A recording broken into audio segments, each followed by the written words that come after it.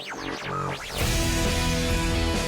vibes are on the way. I love the feel-good stories. Oh, there'll be sarcasm mixed in, but that just adds to her charm. So great. I love listening. Welcome to Erin O'Malley's Feel Good Frequency. Hi, welcome back to Erin O'Malley's Feel Good Frequency. I'm Erin. I love having you here. So the guy that I talked to today, I've been trying to get on the phone for well over a month. Now that I think about it, it was definitely in the middle of the summer that I had heard about what he did. And it was just an act of kindness that went viral because honestly, right now, even things that most people would consider not that big of a deal, little tiny thing, it matters. Everything matters because these little things, they add up to bigger things. And plus, I don't know, I feel like some people could use reminders that you can be kind. It costs nothing. You don't know what anybody's going through. But I really was trying to figure out how to talk about this before getting into the story with Chris. And I swear to you, I log onto Facebook this morning. First thing I see is this story from the Today Show. And it was almost like another sign from the universe of, yes, Erin, you should be doing the Feel Good Frequency. And here is a story for you to start off the podcast this week that would fit absolutely perfectly. And it happened 7 years ago. There was a college freshman at the University of Austin in Texas who was skateboarding and he fell and broke his wrist pretty badly. And instead of getting an ambulance because he didn't have great insurance, he called for an Uber to take him to an urgent care. So this guy shows up and he takes him to urgent care, and urgent care says, no, you need to go to the emergency room because it's that bad of a fracture. So the Uber guy stays with him, brings him to the hospital, does not charge him for it. His name's Benny. And when he started talking to this guy, he realized he didn't have family right in the immediate area. Most of them were out of state. And so instead of continuing on with his job that day to pick up a bunch of different people and drive them wherever they need to go so he can get an income, he stayed with that guy in the emergency room for 6 hours, I believe it was. Now, this is 7 years ago. They're still friends to this day. Something that may not have seemed like that big of a deal. Hey, I just don't want to leave this guy alone. And what's really cool is that Benny came over many, many years ago from the Congo and said he knew what it was like not to have family anywhere around. And he didn't want to leave this guy in so much pain by himself in the emergency room. He said there wasn't even a question of if I was going to stay. Of course I was. Now, Joey's wrist was a mess. He was on morphine, but he said he knew Benny was there with him the whole time. And it just brought him comfort to know he wasn't alone and, kind of afraid in the hospital, like what the heck's going to happen next? He didn't know if he was going to need surgery. And hours later, as he was released from the hospital, Joey's grandma finally made her way there and she offered Benny money. And he's like, no, I don't want anything. I'm just glad that he's doing better and that I was able to stay with him. And so she said, well, please let us at least take you to dinner. And so he accepted that. They went to dinner. And like I said, they've been friends ever since. Something so small that I was going to say didn't cost anything, but I mean, I guess it did. It cost him his whole day's salary to stay with this guy, but he never thought twice about it. And I love that kind of kindness. And now Benny is in insurance. He's not doing the Uber thing anymore, but how great of a story is that? It makes a difference. Showing up for people, sometimes just listening, not necessarily staying in a hospital with a stranger, but what a great story. So thank you, universe, for that one, because I feel like it's a terrific example of how Benny didn't think anything of it. He's like, it's no big deal. The Today Show picked it up. And here they are 7 years later following up to see that these guys are actually still friends, which I think is pretty remarkable. You don't see or hear stories like that every single day. And that's why I'm here for you, because we need to be reminded of the good. Mr. Rogers, his mom used to always say, in times of trouble, tragedy, discourse, look for the helpers. There are always helpers. And I got to tell you, there are a lot of them out there. I feel like there are way more good than bad. Unfortunately, we hear way too much lately about the bad. And I promise you, they're still good. And I'm not going to go down that road any further because you come here to feel good. And that is what you are going to feel after I get done with this podcast today. So, one thing I like to do, I always have these kits in my car. And I heard about somebody doing this years ago. And so I always have a little Ziploc bag in my car that has things that somebody who doesn't have a place to live would be able to use. Socks, a $5 bill, hand warmers. I have those in the winter all the time. Just little things like that that can maybe help somebody out. And yes, of course, there are people that are like, that guy panhandling, he probably gets into somebody's Porsche at the end of the day and goes back to some mansion. I'm like, you know what? Whatever he does with whatever I give him, that is his concern. That's his business. But if I can be a little bit of a blessing, help somebody's day somehow, why wouldn't I? That's on me, not on him or whoever I'm giving that to. It's something that I want to do to help others. And just feel like that's such an important thing to do. It makes you feel better. I promise. Help somebody out. It's going to lift your spirits. If you are in a rough place, if you're having just a ton of stress, everything is on your shoulders and you just can't breathe sometimes, look around, like see who in your life or maybe people you don't even know that could use something, even if it's just a hi, have a good day. That goes far. People are all exhausted and the smallest of things will make a difference. So this brings me to Chris Kolstad. This gentleman, he is in Minnesota and he has his pizza place. And as I looked further into this gentleman, I realized that this act of kindness that he did, it's certainly not the first and will definitely not be the last because it's just the kind of person he is. And as you'll hear, wow, does he have a great business model because he puts people in his space who have the same kind of mindset of I'm hiring a staff that looks out for each other, that wants to help the community, and it shows. It's why he went viral. And it's more proof that the little things matter. Chris Kolstad, I'll tell you what, you are a popular man. How are you? Tired, but we're here. Yeah, I've been trying to get a hold of you for weeks, if not over a month or so, because your story went viral, and I know that you've been so busy ever since.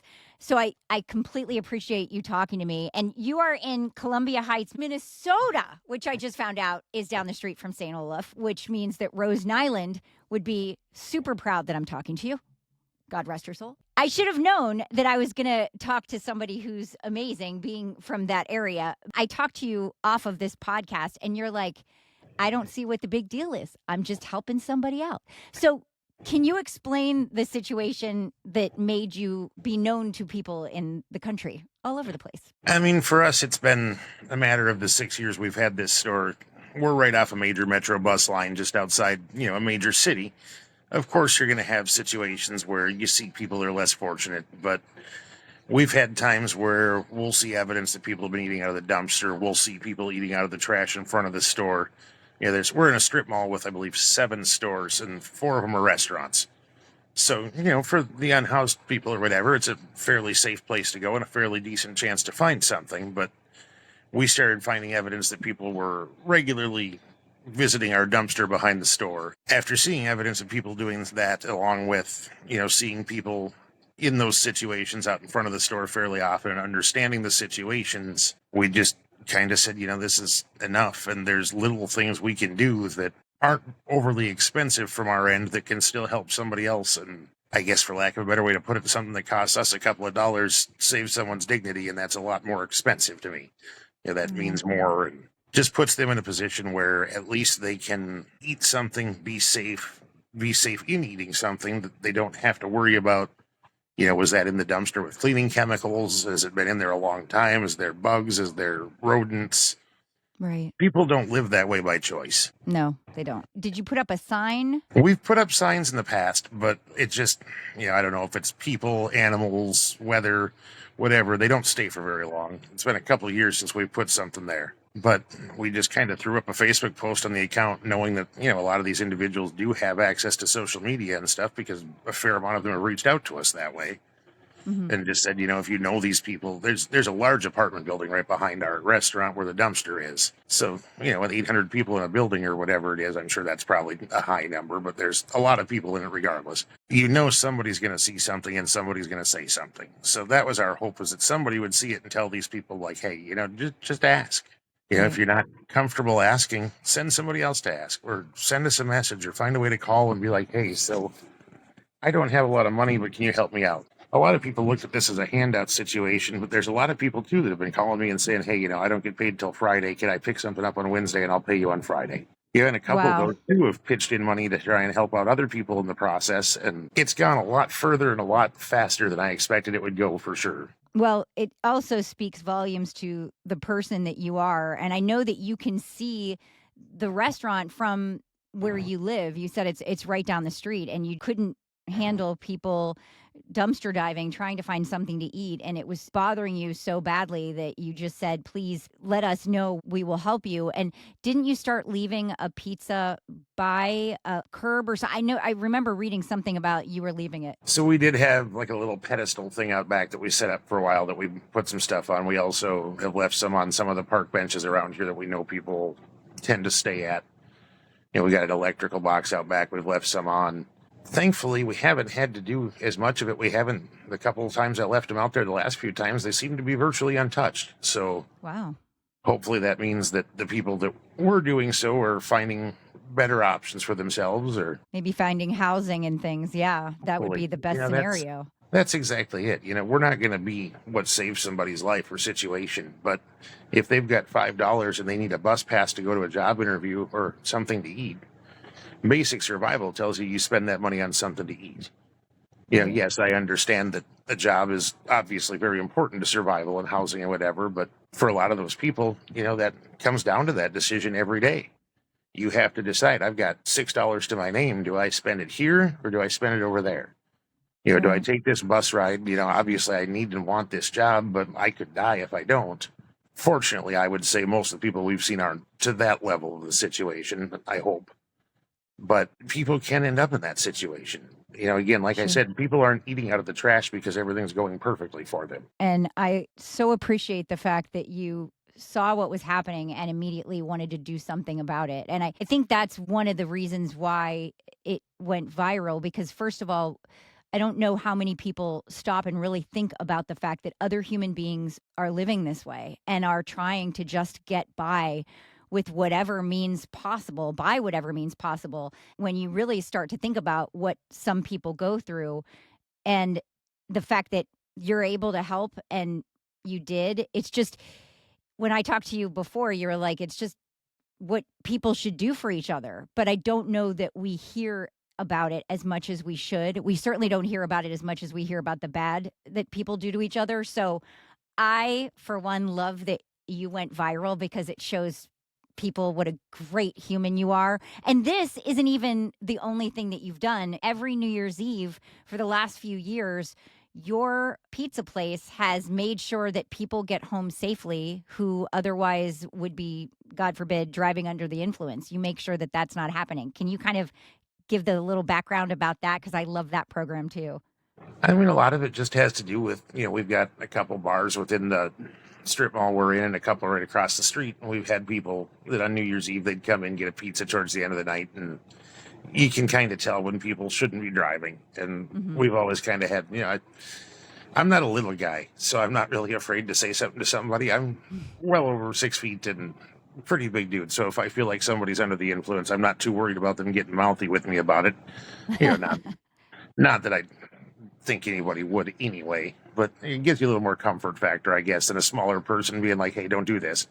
Yeah. And, once you establish that relationship too, you can kind of be like, hey, why don't we give you a ride home? Why don't we make sure you get there or whatever? At first, we didn't mind doing it, but we also didn't want to volunteer our drivers to do it. So it kind of just became me doing it, because I didn't want to just throw a bunch of drunk people in a car with my delivery driver.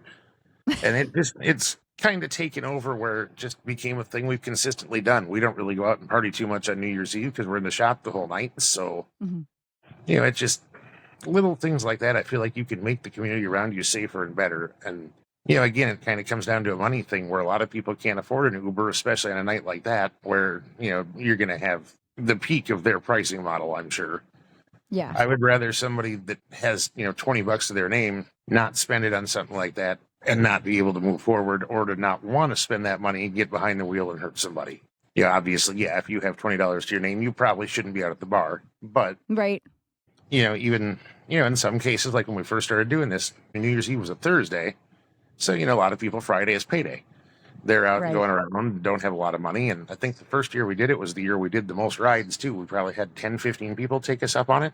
Fortunately, most of them are in the community. And I will say, too, we've had times where people will throw $20 your way or whatever for doing it. And that money we put back into like food shelf or other things like that. Or sometimes it just ends up in the tip jar for my guys if we don't have a particular mission at the time. But, we don't do it for the money. We don't do it for the attention. We do it because we feel like when you become a part of a community like we are, every dollar you make comes from that community.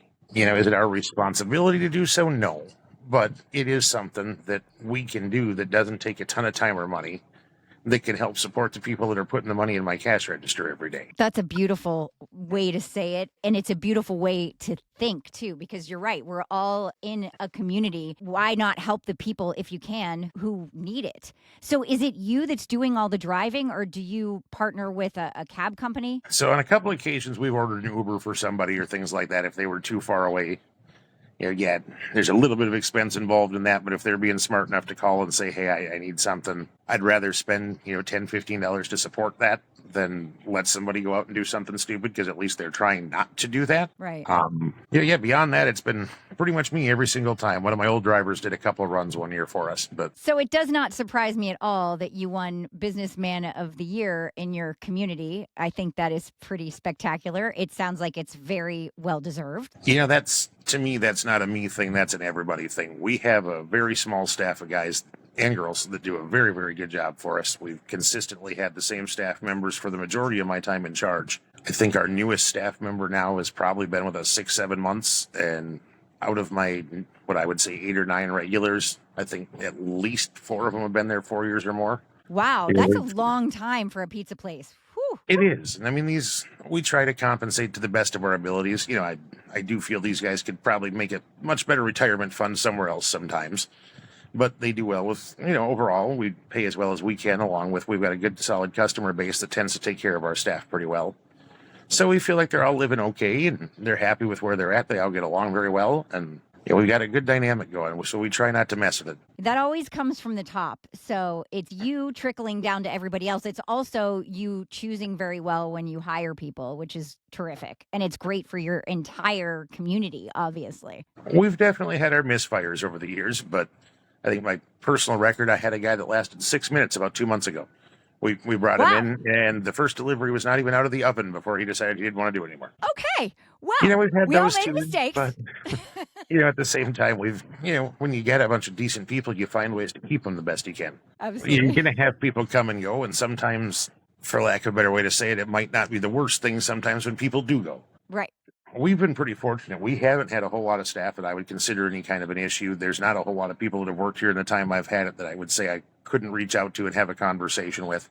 We're doing numbers that the Domino's down the street is doing with a third of the staff. Wow. These guys are good. They're efficient. They're intelligent in how they do things, and they've got a lot of respect for each other. And a lot of times, if you come in our kitchen, even in the middle of getting slammed, they're joking around with each other. I love that. I've got 2 that chase each other around the back of the shop with Nerf guns when it's slow. And I've had people come in and see that, and they're like, well, why would you let that happen? Why not? Right. If they're not Why hurting not? anything, and who cares if they're having fun for 5 minutes if everything's done? I feel like more businesses were run that way. More employees would stay and be super happy to do so. I mean, I'm not condoning doing it in the middle of a Friday dinner rush, but, a Monday afternoon, if there's no order up or something, and you got somebody sneaking out of the bathroom and you can get him with a Nerf gun, go for it. Yeah. I can't speak for them and their sentiments towards me, but I do know they all treat me with respect. They all handle each other with respect, and that's all I ask for. I think that's amazing. And I think it's also incredible and speaks volumes about you that you're a great human. We don't have anything if we don't have the people to work for us. People don't understand when you run a small business like this, how big of a difference quality employees make. It makes my life substantially easier because none of them want to let each other down. That makes sense. And I get that. Business of the year. I love that for you and for the staff and for your whole community. You're making a big difference. And I get why you went viral and people want to talk to you. And you haven't had a day off in 193 days. And I just want to say, side note, this is supposed to be your day off, and you're so kind you're talking to me. So thank you so Well, much. like I said when we talked on the phone, sometimes with owning a business, that 193 days is also, an hour here, an hour there some days. So you do have days that aren't nearly as bad as it sounds. It's not going in and doing a 12-hour shift every day. I mean, a fair amount of them have been. I think there's a lot of people out there that are doing that same thing. We just stop counting sometimes. Yeah. The only reason I knew is there was a specific date, so I had to go back and look out of curiosity a couple of weeks ago, and I was like, oh, okay. For us, we never intended to have a situation like this. We're not wealthy people. We're not people that come from money. We're not people that have had money. We had a situation land in our lap, and we knew that the only way we were going to be able to do this is to work our ass off. And my wife's a big part of it. My 15-year-old daughter's a big part of it. They support me. They take care of things at the house. They show up at the restaurant to help where they're needed with very little complaints ever. Sometimes we got to caffeinate the kid, but it gets her up and moving. Actually, I got to caffeinate the wife more than the kid, I think. But both Well, of them. hey, whatever We all works. run a steady amount of caffeine at this point. Me But too. it is. It's a family dynamic between our staff, between the people that work for us. Just having that tight-knit thing, it makes such a big difference, and it doesn't make it feel so bad to be there all the time either. I love that you have a great team around you at home and at work. That makes a big difference in life. It really does. And my wife's she was the one, I don't want to say talked me into it, but didn't discourage me from taking the gamble when the opportunity got laid on the table for us. And my daughter, she didn't really have a choice, but, she's been a willing participant in what she needed to be, even reluctantly at times. But, she's 15. Pretty much everything 15-year-olds do, they're somewhat reluctant about. So, Hello, she can get free pizza for her friends. That's pretty cool. I think she's kind of to the point now where the thought of pizza is nauseating. I get it. I used to work my first job was at Dairy Queen when I was 15 years old. And I remember one day I was like, oh my God, how can people eat ice cream? Like, you just get to that point. See, we're a family of lactose intolerant, so that might be near fatal for us by the time we were done with a stretch like that. But wait, can you not have cheese on your own pizza that you No, make I mean- at your own store? thankfully, we're all within a fairly manageable level of it. We're not the Okay. people that can't even be around dairy without having problems, thankfully, because that would make this a very difficult endeavor. That's what I was thinking. This has been an absolute joy. You are worth the wait. I want you to go enjoy your actual day off, the rest of it. Play with your new rescued dog who is so happy you're home right now. I know that the doggy is happy. What is the dog's name? His name is Rolo. He's actually pretty much sitting on my feet right now. So that's course he why is. I've been sitting sideways in the camera the whole time here, because we're laying in bed and he's laying on my feet watching Cops reruns. Well, I have absolutely loved getting to know you. I think you are a spectacular person, and you have my number. And if you're ever in Boston, near Boston, please look me up. I'd love to show you around and meet you in person. Well, thank you very much. I appreciate your time. Such a good human. Thank you so, so much, Chris, for taking some time out of your first day off in 193 days to chat with me. Just so you know, I tried to talk him out of having a conversation with me today. I was like, buddy, please, I mean it. I know I've been trying to get a hold of you forever, but I'm really happy to talk on a day when you're going to be at your business anyway, and you can just sneak out for a couple minutes and chat. Nope. He wanted to have that conversation on a day when he is supposed to have nothing to do. I actually got a hold of him. I called him midsummer, right when I heard about this story. And I wanted to have him on the podcast. And he's like, I just don't see what the big deal is. I put food out for people because I didn't want them diving in a dumpster behind my pizza place to get food that's been thrown out. It's not what humans should do. And I just wanted them to have something safe to eat. He didn't think of it as any kind of a big deal, but it is a big deal. It was a big deal, and it continues to be, because that kind of kindness is something that we could all use more of these days. And I wanted to highlight it because something that simple and easy can really make a difference. It's all the little things that add up to big things, honestly. And it's what makes our society a civilized one, when we kind of look out for each other and help out in any way we can, instead of judging and being negative about whatever led somebody to where they're at. He just wants to make them safe. as best he can. And like he said, it's pizza. It's not going to change their life forever, but it might help them out with something. Maybe he only has a couple bucks left and needs to take the bus to a job interview that's going to change his life. Why in the world would I have him spend that on pizza if I can help? And there you go. Yet another amazing human on Erin O'Malley's Feel Good Frequency. But it was funny to me because he couldn't even understand why all these different morning television shows were trying to get a hold of him and have him on, just who he is. So let's be like Chris. Thank you so much for spending time with me today. If you have somebody that would be great on the podcast, ErinO'Malley'sFrequency.com. You can find everything you need there, including my email. Chat with you next week. Thanks. Bye.